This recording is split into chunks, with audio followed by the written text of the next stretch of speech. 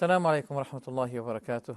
Dear viewers, welcome to another episode of The Benefits, the book of Al-Qayem, rahimahullah, that contains a lot of benefits, a lot of spirituality, a lot of wisdoms. I'm your host, AbdulRahman Dimishkia. We've been talking on the last episode about how to be happy. How to be happy. And we quoted that beautiful poetry, وَلَسْتُ أَلَى السَّعَادَةَ جَمْعَ مَالٍ وَلَكِنَّ التَّقِيَّ هُوَ السَّعِيدُ. I do not see happiness can be attained through collecting money, but the real happy one is the one that fear Allah. A kind of fear that fruits obedience to Allah. There is no one that you fear Him, but you run to Him except Allah. Usually, if we fear something, we flee away from. But with Allah, the case is different. If you fear Allah, you flee to Him, not from Him. We want to recite some beautiful and impressive verses of the Quran about signifying at the Day of Judgment people into two groups. a group of happiness and a group of misery. Allah the Almighty says in His glorious Quran in the chapter called Hud, verses from 102 until 108. أعوذ بالله من الشيطان الرجيم. وكذلك أخذ ربك إذا أخذ القرى وهي ظالمة إن أخذه أليم شديد. إن في ذلك لآية لمن خاف عذاب الآخرة ذلك يوم مجموع له الناس وذلك يوم مشهود وما نؤخره إلا لأجل معدود يوم يأتي لا تكلم نفس إلا بإذنه فمنهم شقي وسعيد فأما الذين شقوا ففي النار لهم فيها زفير وشهيق خالدين فيها ما دامت السماوات والأرض إلا ما شاء ربك إن ربك فعال لما يريد وأما الذين سعدوا ففي الجنة خالدين فيها ما دامت السماوات والأرض إلا ما شاء ربك عطاء غير مجذوذ.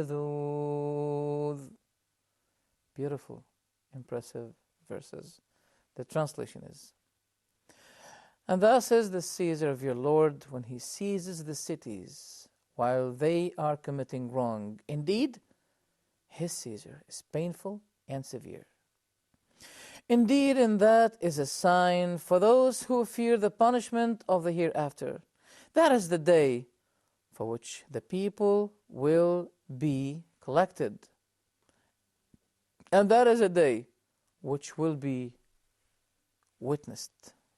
A day which will be witnessed. And we do not delay it except for a limited term. The day it comes, no soul will speak except by His permission, and among them will be the wretched, and among them will be the prosperous. As for those who were destined to be wretched, they will be in the fire. For them therein is violent exhaling, and inhaling.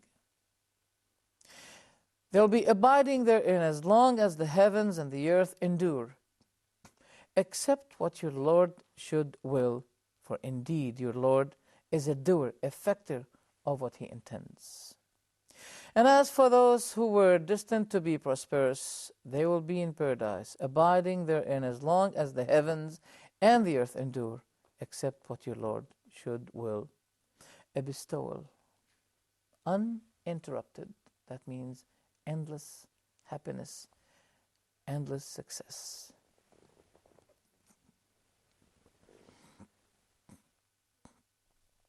When we talk about happiness, pleasure, we do not mean this temporary happiness we mean the eternal happiness. Happiness for both lives, this life and the next to come. And also, the true faith does not contradict with the fact or with the need of freedom. People need freedom. People need to be free. And Islam is not against freedom. But freedom should be limited to morality and faith. The true freedom is not the freedom of lusts and desires, as people think. The freedom is the freedom of the heart than being or than to become the prisoner, the captive of lusts, the captive of the devil. That's what Al-Qayem says. Because when you give your body its freedom on the account of the heart is going to become prisoner. Your heart has right on you. Did you really give your heart its right? Did you maintain your heart from sicknesses? Among the worst consequences of the forbidden, unlawful lust, the lust was created, set in the nature of the person, but to be used, to be practiced on the right way, on the lawful way, not in the unlawful or unlawful way. The consequences of the unlawful lust to be practiced is that the heart becomes prisoner. We know the prison of the body, but we haven't heard anything about the prison of the heart. When you give your body its freedom on the account of the heart is going to become prisoner. The real prisoner, as Ibn Taymiyyah, the Shaykh, the scholar of Ibn Al-Qayem, I remember a beautiful word that he said. He said, the real prisoner is one whom his devil, whom his desire captived him or prisoned him. That is the worst kind of prisoner. The prisoner, the true prisoner, is the prisoner of desire, prisoner of lust, prisoner of the devil. I remember that Zayd ibn Thabit, the companion of the Prophet, he used to be a slave. Before the prophethood of our Prophet Muhammad, peace be with him, Zayd bin Thabit was the slave of Khadija, the wife of the Prophet, peace be with him. When he married her, she granted him, Zayd ibn Thabit, to be his slave. Zayd ibn Thabit was brought as young to Mecca. You know, some gangs or some groups, they kidnapped him and they took him away from his father and they put him in Mecca and he became slave. His father was looking for him desperately, and finally he found him in Mecca. Muhammad was not a prophet at that time, but Muhammad was known with his highest standard of morality. Zayd ibn Thabit saw the greatest kind of treatment from the Prophet Muhammad, peace be with him. His father found him, and after being happy with this gathering, after a long time of separation between the father and the son was happy by seeing his father. But the father, when he said to his son, "Let's go together, let's go back," he said, "No. I enjoy being with Muhammad. I can't leave him. I feel that he's the greatest father that I have ever experienced. I'm your father. He said, yes, but I prefer to be with Muhammad. I have seen from him something that I've never experienced in my life. He is slave, but this slave preferred to remain with the Prophet Muhammad.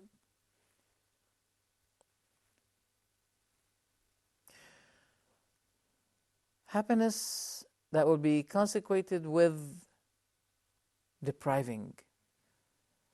Happiness which will result depriving.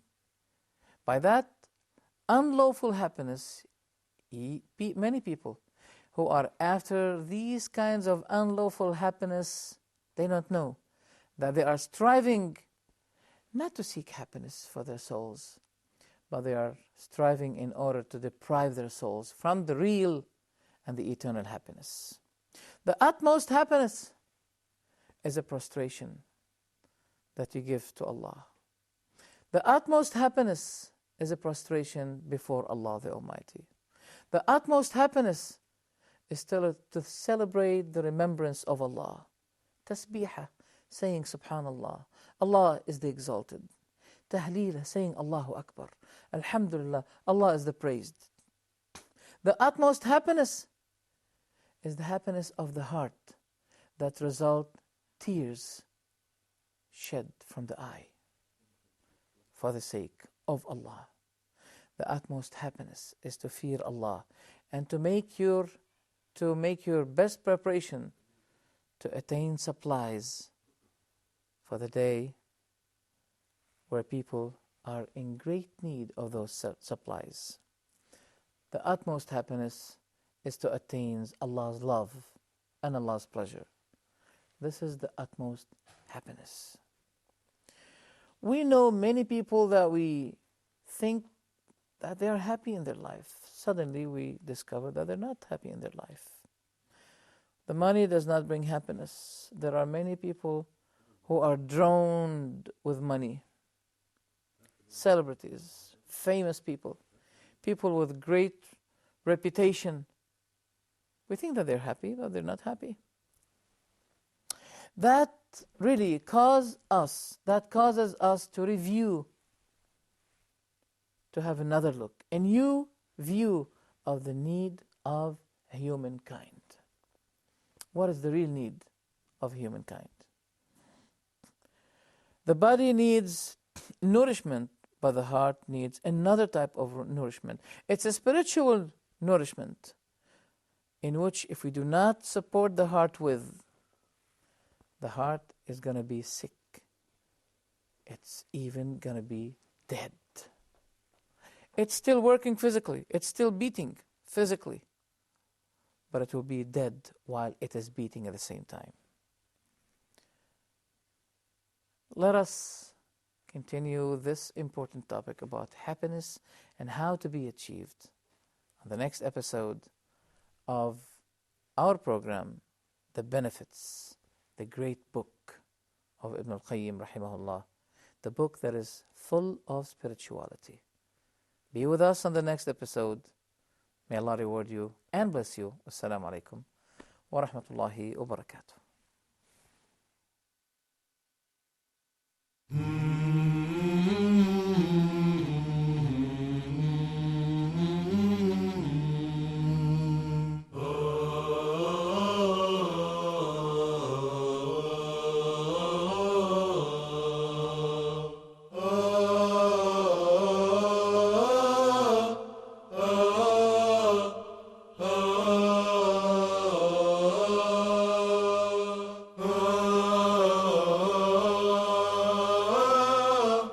Oh